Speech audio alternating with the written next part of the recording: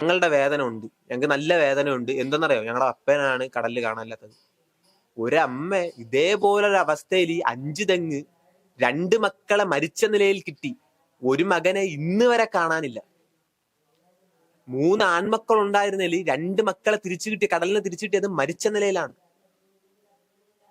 ഒരു ആൺമകനെ, ആ ആൺമകനെങ്കിലും തിരിച്ചു കിട്ടുമോ എന്നൊരു പ്രതീക്ഷയിൽ ജീവിക്കുമ്പോൾ എന്ത് ഉത്തരവാദിത്തമാണ് നമ്മുടെ സർക്കാരിന് പറയാനുള്ളത് അവരോട്?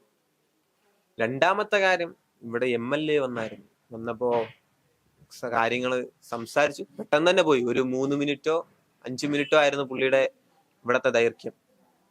അതിനുശേഷം രണ്ടാമത്തെ ദിവസം ഞങ്ങൾ ഫിഷറീസിൽ പോയി പ്രശ്നം ഉണ്ടായിക്കൊണ്ടിരുന്നപ്പോ തിരച്ചിലിന്റെ കാര്യങ്ങളുടെ അന്വേഷണത്തിന് ഞങ്ങൾ ഒരു കോള് വിളിച്ചായിരുന്നു പുള്ളിന്. അന്ന് പുള്ളി ഞങ്ങളോട് സംസാരിച്ചത്, അവനുണ്ടായിരുന്നു അവിടെ, അവൻ സംസാരിക്കുകയായിരുന്നു. അപ്പോ സംസാരിക്കുമ്പോ പുള്ളി പറഞ്ഞത് ഇങ്ങനെ, നിങ്ങളുടെ മത്സ്യത്തൊഴിലാളികൾ പോയിട്ട് എന്തെങ്കിലും അപ്ഡേറ്റ് കൊണ്ടുവന്നോ? ഈ ഹാർബറും കാര്യങ്ങളെല്ലാം നിർമ്മിക്കുന്നത്, പക്ഷെ ഇപ്പൊ നിർമ്മിച്ചിരിക്കുന്നതെന്ന് പറയുമ്പോ ആൾക്കാരെ കൊല്ലാൻ വേണ്ടിയിട്ടാണ്. എത്ര മരണങ്ങൾ അവിടെ സംഭവിച്ചു, എത്ര ജീവനുകൾ പൊലിഞ്ഞു. ഇന്നും 3 ആൾക്കാരെ കിട്ടാനില്ല. നമസ്കാരം. കടലിൽ ഇറങ്ങുന്ന മത്സ്യത്തൊഴിലാളികളുടെ ജീവന് ഇവിടുത്തെ സർക്കാർ നൽകുന്ന വില എന്താണ്? വളരെ സുപ്രധാനപ്പെട്ട ഒരു ചോദ്യമാണ് ഇപ്പോൾ ഈ തരത്തിൽ ഉയരുന്നത്. നമുക്കറിയാം, കഴിഞ്ഞ 8 ദിവസമായിട്ട് ഒരു മത്സ്യത്തൊഴിലാളിയെ വിഴിഞ്ഞത്ത് കാണാതായിരിക്കുന്നു. 3ഓളം മത്സ്യത്തൊഴിലാളികളാണ് വിവിധ ഇടങ്ങളിൽ നിന്നായിട്ട് ഇപ്പോൾ കാണാതായിരിക്കുന്നതും അവർ തിരികെ വരുമെന്നുള്ള പ്രതീക്ഷയിൽ അവരുടെ വീട്ടുകാർ കാത്തു നിൽക്കുന്നതും. പക്ഷേ ഇത്തരത്തിൽ കാണാതാകുന്ന മത്സ്യത്തൊഴിലാളികളെ സംരക്ഷിക്കാൻ ഉതകുന്ന സംവിധാനങ്ങൾ നമ്മുടെ കേരളത്തിലില്ല എന്നുള്ളതാണ് ഏറ്റവും ഗുരുതരമായിട്ടുള്ള വിഷയം. അതിനേക്കാൾ ഉപരി ഉത്തരവാദിത്വത്തോടെ പെരുമാറേണ്ടുന്ന സർക്കാർ സംവിധാനങ്ങൾ അതിൽ നിന്ന് പിൻവലിഞ്ഞു നിൽക്കുന്നു എന്നത് വളരെ ഗുരുതരമായിട്ടുള്ള ഒരു വിഷയമാണ്. എന്തായാലും നമ്മളിപ്പോൾ നിൽക്കുന്നത് വിഴിഞ്ഞത്ത് നിന്ന് കാണാതായ ജോണിന്റെ വീടിന് മുൻവശത്താണ്. അവരുടെ മക്കൾ നമ്മളോട് പ്രതികരിക്കുന്നുണ്ട്. കണ്ടോമാരടുത്ത് പോയി എനിക്ക് ചോദിക്കാൻ പറ്റും. ഇന്ന് ഭരിക്കുന്ന സർക്കാരിനോടെ എനിക്ക് ചോദിക്കാൻ പറ്റത്തുള്ളൂ. ഇന്ന് ഭരിക്കുന്നത് മറ്റൊരു സർക്കാരായിരുന്നെങ്കിലും ഇത് ചോദിക്കുക തന്നെ ചെയ്യും. അത് ചോദിക്കുന്നത് ഞങ്ങളുടെ കമ്മ്യൂണിറ്റിക്ക് വേണ്ടിയിട്ടാണ്. കമ്മ്യൂണിറ്റി, വി ആർ റെപ്രസെന്റിങ് അവർ കമ്മ്യൂണിറ്റി. ഇത് മാത്രമേ പറയാനുള്ളൂ. പ്രസ് മീറ്റ് അല്ലാതെ മറ്റേതെങ്കിലും തരത്തിൽ മുഖ്യമന്ത്രി നിങ്ങളെ കോൺടാക്ട് ചെയ്യാൻ ശ്രമിച്ചിരുന്നോ? മുഖ്യമന്ത്രി ഞങ്ങളെ പ്രസ് മീറ്റ് വഴിയും കോൺടാക്ട് ചെയ്യാൻ ശ്രമിച്ചിട്ടില്ല. പ്രസ് മീറ്റിലെ 2 മാധ്യമ പ്രവർത്തകര് അങ്ങോട്ട് ചോദിച്ചാണ്, അവിടെ ഒരു സന്ദർശനം വകുപ്പ് മന്ത്രിയെങ്കിലും അങ്ങോട്ടൊരു സന്ദർശനം നടത്തിയോ എന്നുള്ളതാണ് ചോദിച്ചത്. അങ്ങനെ ചോദിച്ചപ്പോ അത് നമുക്ക് അറിയാന്നുള്ളതല്ലേ, തീരദേശമല്ലേ, ഇത് ഒരു ലാഘവത്തോടു കൂടിയുള്ളതാണ്, കമ്മ്യൂണിറ്റിയെ മൊത്തത്തിൽ അടിച്ചാക്ഷേപിക്കുന്ന രീതിയിലുള്ളതാണ്. ഇത് ആര് ചെയ്താലും തെറ്റാണ്. നമ്മൾ ഒരു കമ്മ്യൂണിറ്റിയും ഇങ്ങനെ പറയാൻ പാടില്ല. ഒരു കമ്മ്യൂണിറ്റിയും നമ്മൾ ഇങ്ങനെ പറയാൻ പാടില്ല. നല്ല വിദ്യാഭ്യാസം എന്ന് പറയുന്നത് അക്ഷരം പഠിക്കുന്നത് മാത്രമല്ല, മൂല്യങ്ങൾ പഠിക്കുന്നത് കൂടിയുമാണ്. നല്ല വിദ്യാഭ്യാസം സ്വീകരിച്ച ഒരു വ്യക്തിയും ഒരു കമ്മ്യൂണിറ്റിയും അടിച്ചാക്ഷേപിച്ച് സംസാരിക്കുകയില്ല. അത് നമ്മൾ കണ്ടറിഞ്ഞ് തന്നെ സംസാരിക്കണം. അപ്പൊ നമ്മൾ ഇങ്ങനെ ഒരു കമ്മ്യൂണിറ്റിയാണ്, അവരുടെ ഒരു ഇതാണ്. ഇവര് ഹെലികോപ്റ്റർ എടുത്തിട്ട് അമ്മായിയച്ഛന്റെ വീട് കറങ്ങാൻ പോയല്ലോ, ഇവിടെ ഒന്നും നോക്കിയോ ഹെലികോപ്റ്ററിൽ? അങ്ങനെയെങ്കിലും അത് നോക്കിയോ? ശരി, പോട്ടെ. അടിയന്തര സഹായം എന്തുകൊണ്ട് 8 ദിവസമായിട്ടും ഇന്ന് വരെയും ആർക്കും കിട്ടാത്തത്? ഞങ്ങളുടെ വേദന ഉണ്ട്, ഞങ്ങൾക്ക് നല്ല വേദന ഉണ്ട്. എന്തെന്നറിയോ, ഞങ്ങളുടെ അപ്പനാണ് കടലിൽ കാണാനില്ലാത്തത്. ഒരമ്മ ഇതേപോലൊരു അവസ്ഥയിൽ 5 തെങ്ങ് 2 മക്കളെ മരിച്ച നിലയിൽ കിട്ടി, ഒരു മകനെ ഇന്ന് വരെ കാണാനില്ല. 3 ആൺമക്കൾ ഉണ്ടായിരുന്നതിൽ 2 മക്കളെ തിരിച്ചു കിട്ടി, കടലിനെ തിരിച്ചു കിട്ടിയത് മരിച്ച നിലയിലാണ്. ഒരു ആൺമകനെ, ആ ആൺമകനെങ്കിലും തിരിച്ചു കിട്ടുമോ എന്നൊരു പ്രതീക്ഷയിൽ ജീവിക്കുമ്പോൾ എന്ത് ഉത്തരവാദിത്തമാണ് നമ്മുടെ സർക്കാരിന് പറയാനുള്ളത് അവരോട്? അവർക്ക് എന്ത് മറുപടി നൽകാൻ പറ്റും? ഇത്രയും നാളായിട്ട് എന്ത് ആശ്വാസമാണ് ഇതുവരെ ആ വ്യക്തികൾക്ക് കൊടുത്തിട്ടുള്ളത്? അതിനെന്ത് മറുപടി പറയും?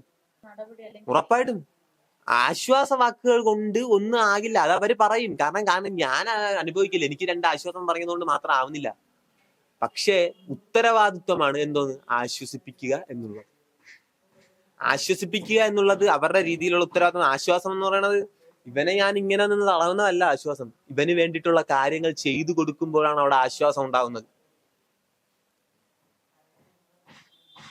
അത് ഇവിടെ കുറെ ആശ്വാസ പ്രകടനങ്ങളും നമ്മൾ കണ്ടായിരുന്നു. എന്താണ്, ഒരു കാണാതായ വ്യക്തിയാണ്. ഇതുവരെ ഒരു വ്യവസ്ഥയില്ല. വീട്ടിൽ വരിക, മകനോടെ അമ്മയോടെ കാണുക, കണ്ടുപോവുക. മക്കളെ, എന്തൊക്കെയാണ് നിങ്ങളുടെ ആവശ്യങ്ങൾ? എന്തെങ്കിലും നിങ്ങൾക്ക് കിട്ടിയോ എന്ന് ആരെങ്കിലും ചോദിച്ചോ? മക്കളെ, നിങ്ങളുടെ അവസ്ഥ എന്താണ്? ഇപ്പൊ എന്തൊക്കെയാണ് നടക്കുന്നത്? നമ്മൾ ഇങ്ങനെയൊക്കെ ചെയ്യാം, നിങ്ങൾക്ക് വേറെ എന്തെങ്കിലും രീതിയിലുള്ള സഹായം വേണോ? ഇത് ഇവർ ഇന്ന് ചോദിച്ചിരുന്നെങ്കിൽ, ഇന്ന് ചോദിച്ചിട്ടും കാര്യം, നമ്മൾക്ക് മാക്സിമം അവരിപ്പോ പറഞ്ഞ രീതിയിൽ, ഇപ്പൊ നമ്മുടെ അടുത്ത് കളക്ടർ പറഞ്ഞ അനുസരിച്ച് സെർച്ച് നടക്കണമെന്ന് പറഞ്ഞ് വൈകുന്നേരം കൃത്യമായിട്ട് ഒരു അപ്ഡേറ്റ് കിട്ടും. ആ അപ്ഡേറ്റ് വെച്ചിട്ട് നമ്മൾ എത്രത്തോളം ഇവർ വർക്ക് ചെയ്യുന്നു പറയാൻ പറ്റത്തുള്ളൂ. പക്ഷേ ഇത് ഓഖി വന്നു കഴിഞ്ഞ സമയം തൊട്ടേ ഇവര് അന്വേഷിച്ചിരുന്നെങ്കിൽ ഇത്രയേറെ ജീവനുകൾ കടലിൽ പൊലിയത്തില്ലായിരുന്നു. കടലിൽ ഈ ജീവൻ പൊലിയുന്നത് ഇന്നും ഇന്നലെ ഒന്നല്ല, തുടർച്ചയായിട്ട് നടന്നുകൊണ്ടിരിക്കുന്നത്. ഹാർബർ എന്ന് പറയുന്നത് മത്സ്യത്തൊഴിലാളികളുടെ ജീവന സംരക്ഷണത്തിന് വേണ്ടിയിട്ടുള്ളതാണ്. എത്ര ജീവനുകളാണ് ഹാർബറിൽ പൊലിഞ്ഞു പോകുന്നത്. അപ്പോ ഇത് സംരക്ഷണത്തിന് വേണ്ടിയിട്ടുള്ളതാണോ അതോ കൊല്ലാൻ വേണ്ടിയിട്ടുള്ളതാണോ? അപ്പൊ അതിനനുസരിച്ചുള്ള നടപടി അവരെടുക്കണ്ടേ? അതിനനുസരിച്ചുള്ള കൃത്യമായിട്ടുള്ള ഒരു പുലിമുട്ട് സ്ഥാപിക്കലോ അങ്ങനെ എന്തെങ്കിലാണെങ്കിലും അതിനനുസരിച്ച് ഇത് ശാസ്ത്രീയമായിട്ടുള്ള മനുഷ്യ ജീവന് സെക്യൂർ ആയിട്ടുള്ള രീതിയിൽ അതിനെ വികസിപ്പിക്കണ്ടേ? പ്രതിനിധികൾ എന്ന് പറയുമ്പോൾ ആദ്യത്തെ ദിവസങ്ങളിൽ നമുക്ക് വന്നത് ഇവിടെ നമ്മുടെ പഞ്ചായത്ത് പ്രസിഡന്റ് വന്ന് നമ്മുടെ കൂടെ കട്ടക്ക് നിന്ന് പുള്ളിക്കാരൻ. അത് ഞാൻ ഒരിക്കലില്ല എന്ന് പറയത്തില്ല. പുള്ളിയാണ് ഓരോരുത്തരെ കോണ്ടാക്ട് ചെയ്യാൻ ശ്രമിക്കുമ്പോഴും പുള്ളിക്കും വിഷമമുണ്ട്. കാരണം എന്ന് വെച്ചാൽ നമ്മുടെ സിസ്റ്റം ഇത്രയും വീക്കാണല്ലോ. പുള്ളിക്ക് നല്ല രീതിയിൽ വിഷമമുണ്ട്. പുള്ളി നമ്മുടെ അടുത്ത് അത് ഓപ്പൺ ആയിട്ട് പറയുന്നുണ്ട്. പുള്ളിയെ കൊണ്ട് പറ്റുന്നതിന്റെ മാക്സിമം പുള്ളി നമ്മുടെ കൂടെ നിന്ന്, നമ്മുടെ കൂടെ ഒരു ബലം പോലെ നിന്നാണ് പുള്ളി സംസാരിച്ചത്. അതിന് ഞാൻ പുള്ളിയോട് എപ്പോഴും കടമുള്ളവനായിരിക്കും എന്ന് പറയുമ്പോൾ പുള്ളിയുടെ ഉത്തരവാദിത്തമാണ് പുള്ളി ചെയ്തത്. ഫസ്റ്റ് ഓഫ് ഓൾ പുള്ളിയുടെ ഉത്തരവാദിത്തമാണ് പുള്ളി ചെയ്തത്. പക്ഷെ പുള്ളി നമ്മളെ കൂടെ സപ്പോർട്ടായിട്ട് നിന്ന്. രണ്ടാമത്തെ കാര്യം, ഇവിടെ MLA വന്നപ്പോ കാര്യങ്ങൾ സംസാരിച്ചു, പെട്ടെന്ന് തന്നെ പോയി. ഒരു 3 മിനിറ്റോ 5 മിനിറ്റോ ആയിരുന്നു പുള്ളിയുടെ ഇവിടത്തെ ദൈർഘ്യം. അതിനുശേഷം രണ്ടാമത്തെ ദിവസം ഞങ്ങൾ ഫിഷറീസിൽ പോയി പ്രശ്നം ഉണ്ടാക്കിക്കൊണ്ടിരുന്നപ്പോ തിരച്ചിലിന്റെ കാര്യങ്ങളുടെ അന്വേഷണത്തിന് ഞങ്ങൾ ഒരു കോള് വിളിച്ചായിരുന്നു പുള്ളിന്. അന്ന് പുള്ളി ഞങ്ങളോട് സംസാരിച്ചത്, അവനുണ്ടായിരുന്നു അവിടെ, അവൻ സംസാരിക്കുകയായിരുന്നു. അപ്പോ സംസാരിക്കുമ്പോ പുള്ളി പറഞ്ഞത് ഇങ്ങനെ, നിങ്ങളുടെ മത്സ്യത്തൊഴിലാളികൾ പോയിട്ട് എന്തെങ്കിലും അപ്ഡേറ്റ് കൊണ്ടുവന്നോ? ഇത് നമ്മളോട് പറയേണ്ട ഒരു സംഭവം. നമ്മുടെ കയ്യിലുള്ള റിസോഴ്സും അവരുടെ കയ്യിലുള്ള റിസോഴ്സും ഒന്നാണോ? അവരുടെ കയ്യിൽ അപ്ഡേറ്റഡ് ആയ സാങ്കേതിക വിദ്യകൾ ഉണ്ടായിട്ടും, അപ്ഡേറ്റഡ് ആയതോ ഒന്നും ഞാൻ പറയുന്നില്ല, നമ്മുടെ കയ്യിലുള്ളതിനേക്കാൾ മെച്ചപ്പെട്ട റിസോഴ്സുകൾ, സാങ്കേതിക വിദ്യയൊന്നും ഞാൻ പറയുന്നില്ല, റിസോഴ്സുകൾ ഉണ്ടായിട്ട് അവര് കൊണ്ടുവരാത്ത അപ്ഡേറ്റ് നമ്മൾ ചോദ്യം ചോദിക്കുമ്പോൾ അവര് പറയുന്നത് മത്സ്യത്തൊഴിലാളികൾ അപ്ഡേറ്റ് കൊണ്ടുവന്നു. അവര് കൊണ്ടുവന്ന അപ്ഡേറ്റ് പ്രകാരമാണ് അടുത്ത ദിവസത്തെ അവിടുത്തെ കോസ്റ്റൽ പോലീസുകാരുടെ ഫിഷറീസ് ഓഫീസേഴ്സിന്റെ സെർച്ച് നടന്നത്. അവര് കൊണ്ടുവന്ന അപ്ഡേറ്റ് പ്രകാരമാണ്, അവര് പറഞ്ഞ ദിശയിൽ നിന്നാണ് അതിനുശേഷം അടുത്ത ദിവസം സെർച്ച് നടന്നത്. അവരന്ന് പറഞ്ഞു ആ സെർച്ചിൽ ബലം ഉണ്ടാകില്ലെന്ന്. അന്ന് അവിടെ നിന്നും മത്സ്യത്തൊഴിലാളികൾ പറഞ്ഞു ബലം ഉണ്ടായില്ല തന്നെ. കാര്യം എന്താ, അവര് പോയി അവരുടെ വള്ളങ്ങളിലെടുത്ത് സെർച്ച് ചെയ്ത് അതുപോലെ ഒരു വള്ളത്തിലാണ് അവർ വീണ്ടും പോകുന്നത്. 2 വള്ളങ്ങളെടുത്ത് അവർ 5 വള്ളങ്ങളിൽ പോയി, ഇവർ 2 വള്ളങ്ങളിൽ പോയി. അതാണ് വ്യത്യാസം. എത്ര എണ്ണയാണ് അല്ലെങ്കിൽ എത്ര ഡീസലാണ് ആ വെള്ളത്തിൽ ക്യാരി ചെയ്യാൻ പറ്റുന്നത്, എത്ര ദൂരമാണ് അവർക്ക് പോകാൻ പറ്റുന്നത്? അത് പറ്റാത്തത് കൊണ്ടല്ലേ നമ്മൾ വലിയ ഇത് ആവശ്യപ്പെട്ടത്. പിന്നീടാണ് നമുക്ക് ആ സഹായം കിട്ടുന്നത്. നമുക്ക് ആവശ്യം, അതായത് ഓഖിയുടെ സമയത്ത് ഈ രീതിയിലുള്ള റെസ്ക്യൂ ഓപ്പറേഷൻ കംപ്ലീറ്റ്ലി ഫെയിലിയർ ആണെന്ന് മനസ്സിലായി. എന്തുകൊണ്ട് ഇതിലൊരു ഡെവലപ്മെന്റ് ഉണ്ടാവുന്നില്ല? ശരി, നമുക്കൊരു 2-way കമ്മ്യൂണിക്കേഷൻ ഉണ്ടായിരുന്നെങ്കിലോ? ഈ അപകടം മുൻകൂർ ഈ അപകടം നമുക്ക് ഇവിടെ വൈകുന്നേരം അറിയാൻ പറ്റുന്നുണ്ടല്ലോ. കടലിൽ ഉടനെ അവരെ കോൺടാക്ട് ചെയ്തിട്ട് ഉടനടി തിരിച്ചു വരണമെന്ന് നമുക്ക് അവരെ വിളിച്ച് പറയാൻ പറ്റും. ഇല്ലെങ്കിൽ ഉടനടി അപകടം ഉണ്ടാവുന്ന ആ സാഹചര്യം, ആ പ്ലേസ് നമുക്ക് നോട്ട് ചെയ്യാൻ പറ്റി, കൃത്യമായിട്ട് നമുക്ക് അവിടെ ട്രാക്ക് ചെയ്ത് എത്താൻ പറ്റൂലായിരുന്നു. അതായത് നമുക്ക് സൈറ്റിൽ വരുന്നത് 2 മണിക്കാണ്. അവരുടെ സൈറ്റിൽ വരുന്നത്, ഇത് നമ്മൾ അവരുടെ സൈറ്റ് നോക്കിക്കൊണ്ടല്ല ഇരിക്കുന്നത്, മനസ്സിലാക്കണം. സൈറ്റിൽ വരുന്നത് 2 മണിക്കാണ്. 1 മണിക്ക് ഇവിടെ ഉള്ള ഒരു പണിക്ക് ഇറങ്ങിക്കഴിഞ്ഞു. അപ്പൊ ഇവരവിടെ എത്തുമ്പോൾ അരമണിക്കൂറിനകത്തിന് അവരെ അങ്ങോട്ട് കടലിൽ കയറി കാണും. ഇവിടെ അനൗൺസ്മെന്റ് നടക്കുന്നത്, വിഴിഞ്ഞത്ത് അനൗൺസ്മെന്റ് നടക്കുന്നത് 4 മണിക്കാണ്. ആ സമയത്ത് അവർ ഉൾക്കടലിലായിരിക്കും. ആ സമയത്ത് ഇവർക്ക് എന്തോന്ന് റേഞ്ച് അവിടെ കിട്ടുമോ? ഞാൻ അതാണല്ലോ പറയുന്നത്. നമുക്കൊരു 2-way കമ്മ്യൂണിക്കേഷൻ ഉണ്ടായിരുന്നെങ്കിൽ ഇങ്ങനെ സംഭവിക്കില്ലായിരുന്നു. സമാധാനമായിട്ട് കടലോര ദേശത്തുള്ള പാവപ്പെട്ട വീട്ടിലുള്ള പെണ്ണുങ്ങൾക്ക് സമാധാനത്തോടെ അവർ പോയിട്ട് തിരിച്ചു വരുന്ന വിശ്വാസത്തോടെ കിടക്കാൻ പറ്റുമായിരുന്നു. 2-way കമ്മ്യൂണിക്കേഷനും മറ്റു കാര്യങ്ങളും ഉണ്ടായിരുന്നെങ്കിൽ. കടലിൽ പണിക്ക് പോകുമ്പോൾ എന്താണ് ഏതാണെന്ന് അറിയാതെ തീ തിന്നാണ് ഓരോ രാത്രികളും ഓരോ പകലുകളും ഇവിടെയുള്ള സ്ത്രീകൾ ജീവിക്കുന്നത്, ഇവിടെയുള്ള കുട്ടികൾ ജീവിക്കുന്നത്. കാരണം അവിടെ എന്ത് നടക്കുന്നു, അവിടെ എന്ത് സംഭവിക്കുന്നു എന്നൊരു വിവരമില്ലാതെയാണ് അവർ കഴിയുന്നത്. എന്നൊരു വിവരമില്ലാതെ, അവരെ എന്ത് സംഭവിക്കുന്നു എന്നൊരു വിവരമില്ലാതെ. ഉച്ചയ്ക്ക് 2 മണിക്ക് പോയി വലപ്പണിയാണ് പോകുന്നത്, ഉൾപ്പണിക്കാണ് പോകുന്നത്. അപ്പൊ ഉച്ചയ്ക്ക് പോയി കഴിഞ്ഞാൽ അടുത്ത ദിവസം അതിരാവിലെ എന്തെങ്കിലും ഉണ്ടെങ്കിൽ രാവിലെ എത്തും, ഇല്ലെങ്കിൽ അവര് ഇതൊക്കെ വെച്ച് വലയൊക്കെ അണച്ച് വരുമ്പോഴത്തേക്കും രാവിലെ 10 മണിയാവും. ചില സമയങ്ങളിൽ ഉച്ച സമയവും ആവും. ഇത്രയും നേരം അവര് പണി ചെയ്തുകൊണ്ടിരിക്കും.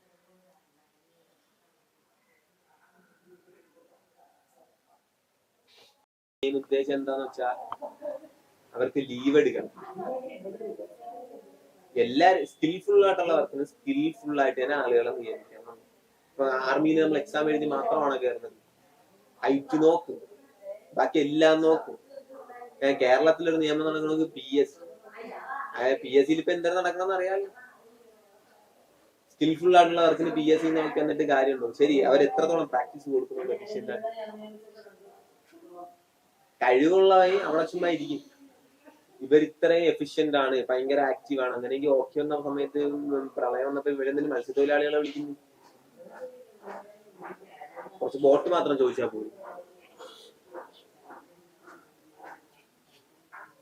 സ്കിൽഫുൾ ആയിട്ടുള്ള വർക്കിന് സ്കില്ലുള്ള ആൾക്കാരെ തന്നെ നിയമിക്കണം. നമ്മുടെ നാട്ടില് അത് നടക്കില്ല. കാരണം പണമുള്ളവൻ പണം കൊടുത്ത് റെക്കമെൻഡേഷനും മറ്റു കാര്യത്തിന് എങ്ങനെ കയറ്റാം, അങ്ങനെയുള്ള രീതിയാണ്. എല്ലാം ഒരു തട്ടിക്കൂട്ട് പരിപാടിയാണ്. അല്ല, അതുകൊണ്ട് നമ്മൾ ഇങ്ങനെയല്ല, നമ്മൾ കഴിവുള്ളവ നിന്നുണ്ടെങ്കിൽ നമ്മൾ ധൈര്യത്തോടെ നിൽക്കുമായിരുന്നു. മഴ തിരിച്ചു വരെ അവരെ അന്വേഷിച്ച് കൊണ്ടുവരും.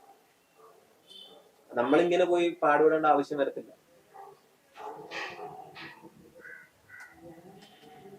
ഒരു മണിക്കൂറിൽ പണ്ട് ഈ സംവിധാനങ്ങളൊന്നും ഇല്ലായിരുന്ന സമയത്ത് 1 മണിക്കൂറിൽ രക്ഷാപ്രവർത്തനം നടത്തിയ ആൾക്കാരെ കൊണ്ടുവന്നിട്ടുണ്ട്. ഇപ്പൊ നമുക്ക് ഇറങ്ങണമെങ്കിൽ പെർമിഷൻ മേടിക്കണം. പെർമിഷൻ ഇല്ലാണ്ട് പോകാൻ പറ്റത്തില്ല.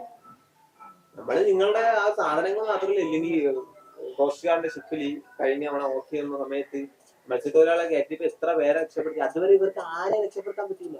അവസാനം കൂടുതൽ പ്രഷർ വന്നപ്പോഴാണ് മത്സ്യത്തൊഴിലാളികളെ കയറ്റിപ്പോ എത്ര പേരെ ഇവർ രക്ഷപ്പെടുത്തിയത് എല്ലാം മത്സ്യത്തൊഴിലാളികളാണ്. ഇപ്പൊ ഈ സംഭവം നടന്നല്ലോ, കുറച്ച് പേര് രക്ഷപ്പെടുത്തില്ല. ഒരാള് വന്നുകൊണ്ട് പറയണം എന്നെ കോസ്റ്റ് ഗാർഡാണ് രക്ഷപ്പെടുത്തിയത്, ഒരാൾ വന്നുകൊണ്ട് പറയുന്നത്.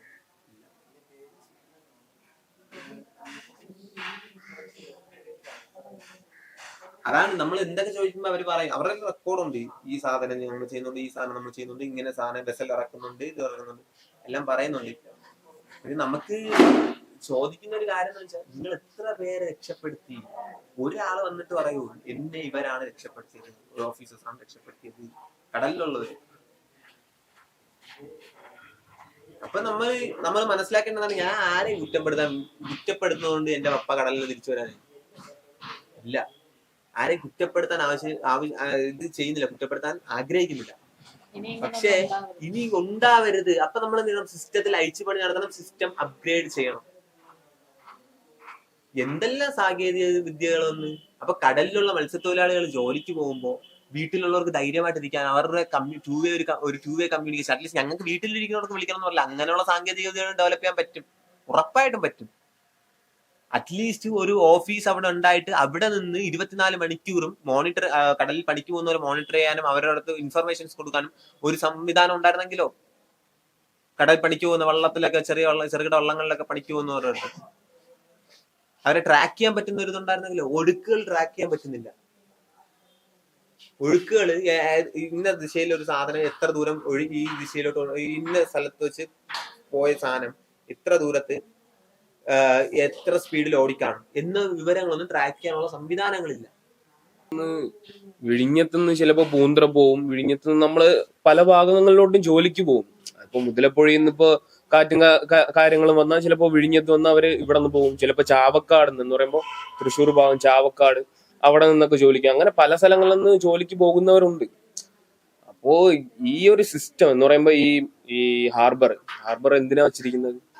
ഒരു എന്ന് വെച്ചാൽ ഒരു ആളുടെ ജീവൻ രക്ഷിക്കാൻ വേണ്ടിയിട്ടാണ്. എന്ന് പറയുമ്പോ അത് സേഫ് ആയിട്ട് പോവുക, സേഫ് ആയിട്ട് വരിക എന്നുള്ള ഉദ്ദേശത്തോടു കൂടിയാണ് ഈ ഹാർബറും കാര്യങ്ങളെല്ലാം നിർമ്മിക്കുന്നത്. പക്ഷെ ഇപ്പൊ നിർമ്മിച്ചിരിക്കുന്നതെന്ന് പറയുമ്പോൾ ആൾക്കാരെ കൊല്ലാൻ വേണ്ടിയിട്ടാണ്. എത്ര മരണങ്ങൾ അവിടെ സംഭവിച്ചു, എത്ര ജീവനുകൾ പൊലിഞ്ഞു. ഇന്നും 3 ആൾക്കാരെ കിട്ടാനില്ല. അതന്നെയാണ് നമ്മൾ ചോദിക്കുന്നത്. അലേർട്ട് തരുന്നത് നിങ്ങൾ അതിനുള്ള റെമഡി എടുക്കുന്നു, ഇല്ലെങ്കിൽ കറക്റ്റ് അക്യുറേറ്റ് ആയിട്ടുള്ള വെതർ സിസ്റ്റം, അക്യുറേറ്റ് ആയിട്ടുള്ള വെതർ ഫോർകാസ്റ്റിംഗ് നിങ്ങൾ ചെയ്യണം. ഇപ്പൊ ഇന്നലെ അടിക്കുമെന്ന് പറഞ്ഞ ചുഴലിക്കാറ്റുണ്ട്, അതാണ് നമ്മൾ ചോദിക്കുന്നത്. അപ്പൊ ഇന്ന് കാണുന്നത് മനസ്സിലോ ഇവര് പറയുന്നതല്ലേ, നാളെ ഇപ്പൊ ഇവര് പറയുമ്പോ അടിക്കില്ല, നമുക്ക് പോയി നോക്കാം, കാറ്റടിക്കുമെങ്കിൽ നമുക്ക് വരാം. അങ്ങനത്തെ രീതിയിലാണ് അവര് പോകുന്നത്. ഇത് പറയുമ്പോ നമ്മള് ഇൻഫോർമേഷൻ കൊടുത്ത് കടലിൽ പണിയണെന്ന് തന്നെ അറിയാം അതിന്റെ വേദന എന്തായിരുന്നു. പണിയാത്ത കുറേമാര് അവിടെ നിന്നുകൊണ്ട് എന്തെങ്കിലും പറയും, കമന്റ് ഇട്ടിട്ട് ഇരിക്കും. ജോലി ചെയ്യണവനെ തന്നെ അറിയാം, അവിടെ സാധ്യത ജീവിക്കണവനെ അറിയാം. 2 മീറ്റർ ഒന്ന് നീന്തി കാണിക്കാൻ പറ, അല്ലെങ്കിൽ 2 മീറ്റർ ഒന്ന് നടന്ന് കാണിക്കാൻ പറ. അവനെ കൊണ്ട് പറ്റില്ല. കുറച്ച് ഉപ്പ് കാറ്റടിച്ചാൽ തിരിച്ചു പോകണം.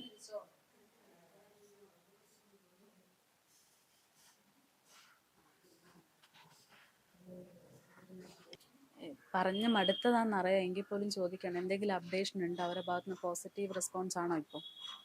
ഇന്നലെ നമ്മള് കളക്ടറിനെ കാണാൻ വേണ്ടി പോയായിരുന്നു. അപ്പൊ അവിടുന്ന് നമുക്കൊരു പോസിറ്റീവ് റെസ്പോൺസ് ആണ് കിട്ടിയത്. 2 ഷിപ്പ് കാര്യമായിട്ട് തെരച്ചിൽ നടത്തുമെന്നും പറഞ്ഞ് പിന്നെ രാവിലെ സമയം ദീർഘിപ്പിക്കാന്ന് പറഞ്ഞു, സെർച്ചിന്റെ സമയം ദീർഘിപ്പിക്കാമെന്ന് പറഞ്ഞു. ഏരിയൽ സെർച്ചൊക്കെ നമ്മൾ നോക്കിയപ്പോ ഫസ്റ്റ് കോസ്റ്റ് ഗാർഡിനോട് സംസാരിച്ചതിന് ശേഷവും നമുക്ക് 1.5 മണിക്കൂർ സെർച്ച് നടത്തുള്ളൂ. 1/2 മണിക്കൂർ അവർക്ക് ട്രാവലിന്റെ കാര്യത്തിന് വേണ്ടി പോയാലും 1 മണിക്കൂർ സെർച്ച് നടത്താൻ എത്ര എഫിഷ്യന്റ് ആയിരിക്കും നമുക്ക് പറയാൻ പറ്റില്ല. 1/2 മണിക്കൂറല്ല, 1/2 മണിക്കൂറിൽ കൂടുതൽ അവരുടെ ട്രാവലിന്റെ കാര്യത്തിന് മാത്രം വരും. സെർച്ചിങ്ങിന് എത്ര മണിക്കൂർ എഫിഷ്യന്റ് ആയിട്ട് എടുത്തെന്ന് നമുക്ക് കറക്റ്റ് ആയിട്ട് പറയാൻ പറ്റില്ല. പക്ഷെ ഇന്ന് 3 മണിക്കൂർ ഏരിയൽ സെർച്ച് ചെയ്യാന്ന് പറഞ്ഞിട്ടുണ്ട്. കളക്ടർ നമ്മുടെ അടുത്ത് പറഞ്ഞത് നല്ല രീതിയിൽ അവരെ പ്രഷർ ചെയ്യാം. അതുപോലെ തന്നെ തമിഴ്നാട് ഭാഗത്തോട്ടൊരു സെർച്ച് കാര്യമായിട്ട് നടത്താം എന്നവർ പറഞ്ഞിട്ടുണ്ട്. പക്ഷെ ഇതൊന്നും നമുക്ക് കണ്ടു മനസ്സിലാക്കാൻ പറ്റുന്നില്ല. ഇത് നമ്മളൊരു ബുദ്ധിമുട്ടായിട്ടാണ് വരുന്നത്. പിന്നെ അറിയാനായിട്ട് സാധിച്ചത് ഇവിടെ ഫിഷറീസ് മന്ത്രി എന്തോ നമ്മളെ വിളിച്ച് എന്ന് പറഞ്ഞിട്ട് അവർ സംസാരിച്ചു. പക്ഷെ യാഥാർത്ഥ്യത്തിൽ അങ്ങനെ ആരും വിളിച്ചിട്ടില്ല. നമ്മളെ കണക്ട് ചെയ്തത് ഒന്ന് ADയും പിന്നെ DDയും പിന്നെ നമ്മുടെ കളക്ടറാണ് നമ്മളത് കാര്യങ്ങൾ സംസാരിച്ചത്. ഇന്ന് കാര്യമായിട്ടൊരു തിരച്ചിൽ നടക്കുന്നുണ്ടെന്ന് വിശ്വസിക്കുന്നു. പക്ഷെ എത്രത്തോളം ആണെന്നൊന്നും നമുക്ക് അറിയത്തില്ല. അത് നമുക്ക് മനസ്സിലാക്കാൻ പറ്റാത്തതാണ്. ഇപ്പോൾ കരയിൽ ഒരു സെർച്ച് നടത്തുമ്പോഴത്തേക്ക് നമുക്ക് അതിന്റെ എഫിഷ്യൻസിയും കാര്യങ്ങളൊക്കെ കണ്ടു മനസ്സിലാക്കാനായിട്ട് പറ്റും. പക്ഷെ കടലിൽ ശരിയാണ്, അതിൻ്റെതായ ബുദ്ധിമുട്ടുണ്ട് കണ്ടു മനസ്സിലാക്കാനായിട്ട്. പക്ഷെ അതിന്റെ അപ്ഡേഷൻസ് ഇന്ന് വൈകുന്നേരം ഒരു അപ്ഡേഷൻ വരുമെന്ന് പറയും. ഇപ്പൊ ഇത്രത്തോളം ഇറങ്ങിയിട്ടുണ്ട്, എത്രത്തോളമാണ് അവരുടെ സെർച്ച് എന്നുള്ളത് ഇന്ന് വൈകുന്നേരം അവരൊരു അപ്ഡേഷൻ കൂടി തരുമെന്ന് പറഞ്ഞിട്ടുണ്ട്. അതുകൂടെ കണ്ടിട്ട് നമുക്ക് വിലയിരുത്താൻ പറ്റും. പക്ഷെ നമുക്ക് അത്യാവശ്യമായിട്ടുള്ളതെന്ന് വെച്ചാൽ ഒരു ഇമ്മീഡിയറ്റ് ആയിട്ടുള്ള റെസ്ക്യൂ ഓപ്പറേഷൻ ആണ്. ഈ റെസ്ക്യൂ ഓപ്പറേഷൻ 2017 ഓഖി സമയം മുതലേ ഈ റെസ്ക്യൂ ഓപ്പറേഷൻ തന്നെയാണ് നിലനിൽക്കുന്നത്. നമുക്ക് ആവശ്യം എന്ന് പറയുന്നത് ഇമ്മീഡിയറ്റ് ആയിട്ടുള്ള റെസ്ക്യൂ ഓപ്പറേഷൻ. ഈ രീതിയിലുള്ള റെസ്ക്യൂ ഓപ്പറേഷൻ അല്ല. കാരണം എന്ന് വെച്ചാൽ ഒരു റെസ്ക്യൂ ഓപ്പറേഷൻ അതിന്റെ എഫക്റ്റീവ്നെസ്സിലോട്ട് എത്തുന്നത് അതിന്റെ ഗോൾഡൻ അവേഴ്സ് അല്ലെങ്കിൽ ആ ഒരു ആക്സിഡന്റ് നടന്ന ആ ഒരു സമയത്ത് ഇടപെടുമ്പോഴാണ്. അങ്ങനെ നടന്നു പോവാൻ പറ്റുന്നില്ല എങ്കിൽ നമ്മുടെ സിസ്റ്റം എത്രത്തോളം വീക്കാണെന്ന് നമ്മൾ ചിന്തിച്ച് നോക്കേണ്ടിയിരിക്കുന്നു. ഇന്നിപ്പോ 8ാമത്തെ ദിവസമായി. 8 ദിവസമായിട്ട് കടൽ നഷ്ടപ്പെട്ട ഒരാളുടെ വിവരം നമ്മൾ അന്വേഷിക്കുന്നത് വിവരമാണ്. വിവരം, പുള്ളിക്കാരൻ എവിടെയാണ്, പുള്ളിയുടെ അവസ്ഥ എന്താണ് എന്ന് അന്വേഷിക്കാൻ പറ്റാത്തത്ര വീക്ക് സിസ്റ്റം അല്ല നമ്മുടെ ഇന്ത്യയിലുള്ളത്. അന്വേഷിക്കാനൊക്കെ പറ്റും, പക്ഷെ യാഥാർത്ഥ്യമാണ് ഇവര് അവരുടെ വികസനത്തിനും അവരുടെ ടെക്നോളജിക്കും അത്യാവശ്യമായിട്ടുള്ള ഫണ്ട് നൽകിയിട്ടുണ്ടോ ഇല്ലയോ എന്നുള്ളതാണ്. ഇന്നലെ നമ്മൾ കളക്ടറിന്റെ അവിടെ പോയപ്പോഴും കളക്ടർ നിസ്സഹായമായിട്ട് നിന്നൊരു ഉള്ള സാധനങ്ങൾക്ക് അവർക്ക് യൂസ് ചെയ്യാനായിട്ട് പറ്റും. ഉള്ള സാധനങ്ങൾ ഒരു മാക്സിമം ഇത് ചെയ്യാൻ പറ്റും. പക്ഷെ എല്ലാ ഉള്ള സാധനങ്ങളും ഉപയോഗിക്കാൻ പറ്റുമോ? ഇല്ല. ഇന്ത്യയിൽ ഉള്ള സാധനങ്ങളെ നമുക്ക് ഇന്ത്യയിൽ ഇപ്പൊ വെതർ കണ്ടീഷൻ ഓക്കെ അല്ല. വെതർ കണ്ടീഷൻ ഓക്കെ അല്ലെങ്കിൽ ചില സാഹചര്യങ്ങളിൽ നമുക്ക് ഏരിയൽ സെർച്ചിൽ ടേക്ക് ഓഫ് ചെയ്യാനൊന്നും പറ്റത്തില്ല. പക്ഷേ വെതർ ഓക്കെ അല്ലെങ്കിലും നമുക്ക് സെർച്ച് നടത്തേണ്ട സാധനങ്ങൾ ഉണ്ടോ ഇന്ത്യയിൽ എന്ന് ചോദിച്ചാൽ ഉണ്ട്. പക്ഷെ അത് യൂസ് ചെയ്യാനുള്ള ഫണ്ട് ഉണ്ടോ? ഇല്ല.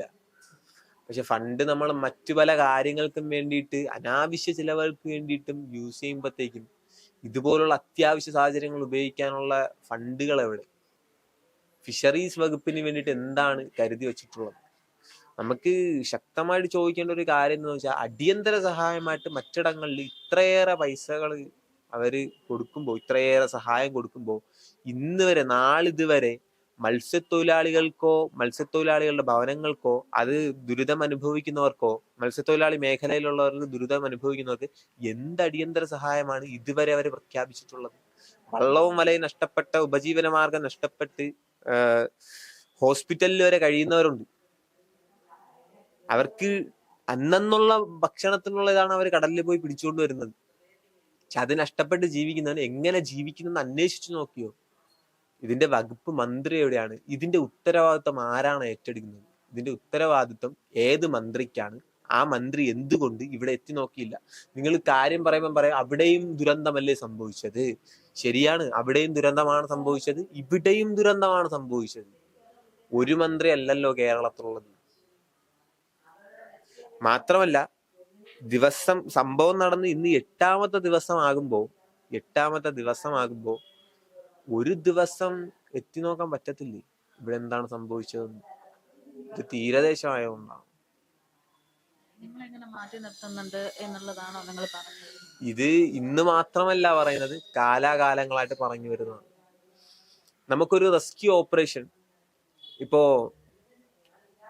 2018 മഴ അതിശക്തമായപ്പോ, പ്രളയ സമയത്ത് ഇവര് മത്സ്യത്തൊഴിലാളികളെ പ്രളയത്തിൽ രക്ഷപ്പെടുത്താൻ വേണ്ടിയിട്ട് വിളിച്ചായിരുന്നു. അപ്പോ മത്സ്യത്തൊഴിലാളികൾ പോയി, അത് സക്സസ്ഫുൾ ആകാനുള്ളൊരു ഇടയുണ്ടായി. ആ റെസ്ക്യൂ ഓപ്പറേഷൻ സക്സസ്ഫുൾ ആകാനുള്ളൊരു ഇടയുണ്ടായി. ഇന്നും അതേ മഴക്കെടുതി, അതുപോലൊരു മറ്റൊരു മഴക്കെടുതി വന്നപ്പോൾ ഇവരെന്ത് ചെയ്തു? മറ്റൊന്നും ആലോചിക്കാതെ മത്സ്യത്തൊഴിലാളികളെ വിളിക്കാം എന്നൊരു മൈൻഡ് വന്നു. ഇതുപോലെ തന്നെയാണ് ഓഖി സമയത്ത് ആദ്യം കോസ്റ്റ് ഗാർഡിന്റെ ഷിപ്പുകളിൽ മത്സ്യത്തൊഴിലാളികളെ കയറ്റാൻ അവർ വിസമ്മതിച്ചെങ്കിലും പിന്നീടുണ്ടായ പ്രശ്നം കാരണം മത്സ്യത്തൊഴിലാളികളെ കയറ്റി അവർ അന്വേഷണം നടത്തിയപ്പോൾ ഊർജിതമായ രീതിയിൽ അന്വേഷണം സംഘടിപ്പിക്കാനും അതുപോലെ ഒത്തിരി പേരെ രക്ഷപ്പെടുത്തി കൊണ്ടുവരാനും സാധിച്ചു. ഇത് റെസ്ക്യൂ ഓപ്പറേഷനിൽ നോട്ട് ചെയ്യേണ്ട കാര്യമല്ലേ? അപ്പോൾ എന്തുകൊണ്ട് അടുത്തൊരു സന്ദർഭത്തിൽ വീണ്ടും മത്സ്യത്തൊഴിലാളികളെ ഉൾപ്പെടുത്തണമെങ്കിൽ നമ്മൾ വീണ്ടും നിവേദനങ്ങളും പെറ്റീഷനുകളായിട്ട് പോവേണ്ടിയിരിക്കുന്നു? എന്തുകൊണ്ട് ഇത്രയും കാലയളവിൽ ഇവരൊരു റെസ്ക്യൂ ഓപ്പറേഷനിൽ ഒരു അപ്ഡേഷൻ കൊണ്ടുവരുന്നില്ല? കൃത്യമായിട്ട് കടലോല മേഖലയിൽ ഒരു ആക്സിഡന്റ് ഉണ്ടായാൽ, അല്ലെങ്കിൽ കടലിൽ വെച്ചൊരു ആക്സിഡന്റ് ഉണ്ടായാൽ രക്ഷപ്പെടുത്തേണ്ട കൃത്യമായിട്ടുള്ള ഒരു SOP ഇവരുടെ കയ്യിൽ ഇതുവരെ ഇല്ല എന്നുള്ളതാണ് വാസ്തവം. അതായത് ജനറൽ SOP, എവിടെയെങ്കിലും ഒരു ദുരന്തം ഉണ്ടായാൽ അവിടെ എന്തൊക്കെ നടത്താനുള്ളത് ആ സംഭവം തന്നെയാണ് കടലിലും ചെയ്യുന്നത്. പക്ഷെ കടലും കരയും ഒന്നാണോ? ഇല്ല. അവിടെ വ്യത്യസ്തമായ ഒരു SOP, അതായത് കൃത്യമായിട്ട് എന്താ ചെയ്യേണ്ടത്, അടിയന്തരമായിട്ട് എന്താ ചെയ്യേണ്ടത് എന്നുള്ളത് വേണം. 24 മണിക്കൂർ പ്രവർത്തിക്കുന്ന ഒരു ഓഫീസ് നമുക്ക് വേണം. കാരണം രാത്രികളിലും പകലുകളിലും പണിക്ക് പോകുന്ന മത്സ്യത്തൊഴിലാളികളുണ്ട്. അനാവശ്യമായ ഡിപ്പാർട്ട്മെന്റുകൾ എടുത്ത് മാറ്റി അത്യാവശ്യമായ ഡിപ്പാർട്ട്മെന്റുകളിൽ വളരെ ഊർജിതമാക്കി അവര് സംഘടിപ്പിക്കണം. ചുമ്മാ വന്നിരുന്ന് പൈസ വാങ്ങാനല്ലല്ലോ നമ്മൾ ഗവൺമെന്റിന് പൈസ കൊടുക്കുന്നത്. നമ്മുടെ ടാക്സ് എടുത്തല്ലേ അവര് ഇത് ചെയ്യുന്നത്. നമ്മൾ ആരുടെയും ഔദാര്യമല്ലല്ലോ ചോദിക്കുന്നത്, നമ്മുടെ അവകാശമല്ലേ ചോദിക്കുന്നത്. ഈ പറയുന്നത് പോലെ ലൈഫ് ജാക്കറ്റ് ഉൾപ്പെടെയുള്ള കാര്യങ്ങൾ സർക്കാർ കൊടുക്കുന്നുണ്ടെന്ന് പറഞ്ഞു കേൾക്കുന്നുണ്ട്. അങ്ങനെ ഒരു സംവിധാനം ഉണ്ടോ അതിനെ പിടിച്ചു നിൽക്കാനുള്ള? അതായത് ലൈഫ് ജാക്കറ്റ് എന്ന് പറയുന്ന സാധനത്തിന്റെ ഭാരം നിങ്ങൾ മനസ്സിലാക്കണം. ഒരു മത്സ്യത്തൊഴിലാളി സ്കിൽഫുൾ ആയിട്ടുള്ള വർക്കാണ് ചെയ്യുന്നത്. ഇതും ഇട്ടുകൊണ്ട് അവന് വർക്ക് ചെയ്യാൻ പറ്റില്ല. നിങ്ങൾ അത് മനസ്സിലാക്കണം. അപ്പോ നമ്മൾ എന്താണ് ചെയ്യേണ്ടത്? കൃത്യമായിട്ട് ആ സാഹചര്യത്തെ ചെറുക്കാൻ പറ്റുന്ന രീതിയിലുള്ള സാധനങ്ങളല്ലേ നൽകേണ്ടിയിരുന്നത്. ഇത് മനുഷ്യന് യൂസ് ചെയ്തുകൊണ്ട് ഒരു മത്സ്യത്തൊഴിലാളി നിങ്ങൾ ചൂണ്ടിക്കാണിക്കും, ഒരു മത്സ്യത്തൊഴിലാളി ലൈഫ് ജാക്കറ്റ് യൂസ് ചെയ്ത് അവര് മീൻ പിടിക്കുന്നതായിട്ട് പറ്റത്തില്ല. ഇല്ല, കാരണം അവൻ ആ ജോലി ചെയ്യാനായിട്ട് പറ്റില്ല. അവൻ പോകുന്നത് വിനോദയാത്രക്കല്ല കടലിൽ, അവൻ ജോലി ചെയ്യാനാണ് പോകുന്നത്. അവൻ എടുക്കുന്ന വസ്ത്രം വളരെ ലിമിറ്റഡ് ആക്കിയാണ് അവൻ യൂസ് ചെയ്യുന്നത് ആ സമയത്ത്. അപ്പൊ ഇത്രയും ഭാരമുള്ള സാധനവും കൊടുത്തിട്ട് നിങ്ങൾ അവന് ചെയ്യേണ്ട ജോലിക്കുള്ള ഉപകരണമാണ് നിങ്ങൾ കൊടുക്കേണ്ടത്. രണ്ടാമത്തെ കാര്യം, ഇത് പറഞ്ഞല്ലോ, ഈ സംഭവങ്ങൾ പറഞ്ഞല്ലോ, ഈ നാളിതുവരെ ഇവര് അഗ്രികൾച്ചറിന് വേണ്ടി ഡെവലപ്പ് ചെയ്ത സാറ്റലൈറ്റുകൾ ഒത്തിരി ഉണ്ട്. അഗ്രികൾച്ചറിന് വേണ്ടി സെക്ടറിന് വേണ്ടി ഡെവലപ്പ് ചെയ്ത സാറ്റലൈറ്റുകളുണ്ട്. പക്ഷേ നമ്മുടെ മത്സ്യമേഖലയ്ക്ക് വേണ്ടിയിട്ട് അവിടുത്തെ വെതറിന്റെ കൃത്യമായിട്ടുള്ള, അത് അക്യുറേറ്റ് ആയിട്ടുള്ള വെതർ പറഞ്ഞു കൊടുക്കാനും, അല്ലെങ്കിൽ പോട്ടെ 2-way കമ്മ്യൂണിക്കേഷന് വേണ്ടിയിട്ടുള്ള സംവിധാനത്തിന് വേണ്ടിയിട്ടും എന്തെങ്കിലും ഒരു സാറ്റലൈറ്റ്, എന്തെങ്കിലും ഒരു ടെക്നോളജി അവർ ഡെവലപ്പ് ചെയ്തിട്ടുണ്ടോ? ഓർക്കണം, ഒരു തീരദേശം മുഴുവനും ഒഴിഞ്ഞു കൊടുത്തിട്ടാണ് ISRO, നമ്മൾ ഇന്ന് കാണുന്ന ISRO അവിടെ ഇരിക്കുന്നത്. ആ തീരദേശത്തിന് ടെക്നോളജി എന്താണ് മടക്കി നൽകിയത്? ഇതിൽ കൂടുതലൊന്നും പറയാനില്ല. അതായത് ഇത് കാണാതായവരെ കണ്ടു കിട്ടിയാലും തീരുന്ന പ്രശ്നമല്ല. ഇത് തുടർച്ചയായിട്ട് ഞങ്ങൾ നേരിട്ടുകൊണ്ടിരിക്കുന്ന പ്രശ്നമാണ്. അതാണ് ഈ പറയുന്ന പോലെ നിങ്ങളും മക്കളാണെങ്കിലും മക്കളുടെ കൂടെയുള്ള ഇത്രയും വലിയൊരു സമൂഹം കൂട്ടത്തോടെ ആളുകൾ കാണുമ്പോൾ സോഷ്യൽ മീഡിയയിൽ വരുന്ന കമന്റുകളുണ്ട്. അതായത് നിങ്ങൾ വേറെ ആർക്കോ വേണ്ടി സംസാരിക്കുകയാണെന്നുള്ള രീതിയിൽ മുഖ്യമന്ത്രി പറയുന്ന കാര്യങ്ങൾ ആണ് ശരിയെന്ന് പറയുന്ന രീതിയിൽ ഒരു സൈബർ അറ്റാക്ക് നടക്കുന്നുണ്ട് ഇപ്പോൾ. അപ്പൊ അതിനോട് എങ്ങനെയാണ് നിങ്ങൾ പ്രതികരിക്കുന്നത്? ഇതിനോട് ഞങ്ങൾക്ക് പ്രതികരിക്കാൻ ഒന്നുമില്ല. ഞങ്ങൾ പറയുന്നത് ഞങ്ങളുടെ കമ്മ്യൂണിറ്റിക്ക് വേണ്ടിയിട്ടാണ് സംസാരിക്കുന്നത്. ഞങ്ങൾ ആർക്കും വേണ്ടിയിട്ട് ഇത് ഏത് സർക്കാരായിരുന്നെങ്കിലും ഞങ്ങൾ ചോദിക്കേണ്ടതാണ്. ഞങ്ങളൊരു പാർട്ടിയോടല്ല ചോദിക്കുന്നത്, ഞങ്ങൾ കോൺഗ്രസിനോടോ കമ്മ്യൂണിസ്റ്റിനോടോ അല്ല ചോദിക്കുന്നത്. ഞങ്ങൾ ചോദിക്കുന്നത് ഇന്ന് ഭരിക്കുന്ന സർക്കാരിനോടാണ്. ഞങ്ങളുടെ ആവശ്യം ചോദിക്കേണ്ടത് ഞങ്ങളുടെ സർക്കാരിനോട്. ഇത് കൃത്യമായിട്ട് മനസ്സിലാക്കാനുള്ള ബോധ്യം ഇവിടുത്തെ ജനങ്ങൾക്ക് ഉണ്ടെന്ന് ഞാൻ വിശ്വസിക്കുന്നു. ഇല്ലെങ്കിൽ നമ്മൾ സമ്പൂർണ്ണ സാക്ഷരതയുള്ള സംസ്ഥാനമാണെന്ന് പറഞ്ഞിട്ട് ഒരർത്ഥവുമില്ല.